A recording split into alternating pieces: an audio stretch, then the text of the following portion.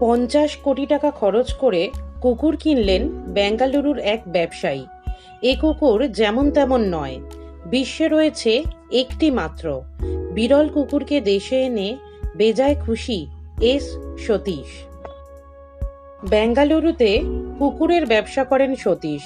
কুকুর ভালোবাসেন ভীষণ। বিরল প্রজাতির কুকুর আনা এবং তাদের নিজ যত্নে বড় করে তোলা তার নেশা এবং পেশা।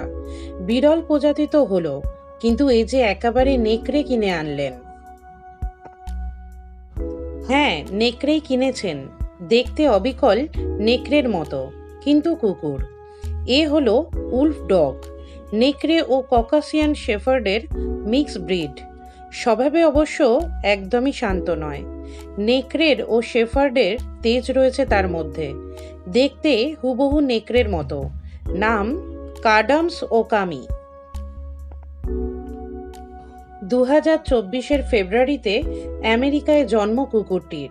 সেখান থেকে এটিকে ভারতে নিয়ে আসা হয় কয়েক মাস আগে। মাত্র 8 মাস বয়সেই ওর ওজন 75 কেজি। প্রতিদিন 3 কেজি কাঁচা মাংস খায়। এবার জেনে নেওয়া যাক কেন এত দামি উলফ ডগ।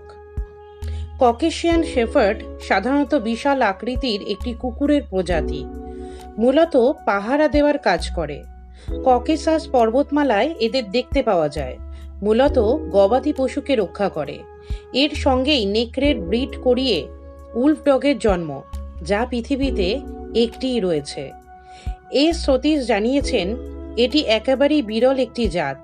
এর আগে এমন কোনো উলফ ডগ বিক্রি হয়নি। আমি কুকুর খুব ভালোবাসি এবং বিভিন্ন জাতের কুকুর দেশে আনতে পছন্দ করি। তাই আমি এই উলফ ডগটি 50 কোটি টাকা দিয়ে কিনেছি। কর্ণাটকের এই খবর ছড়িয়ে পড়ার পরই রীতিমতো কৌতূহল তৈরি হয়ে যায়। অনেকেই সামনে থেকে দেখার আগ্রহ প্রকাশ করেছে।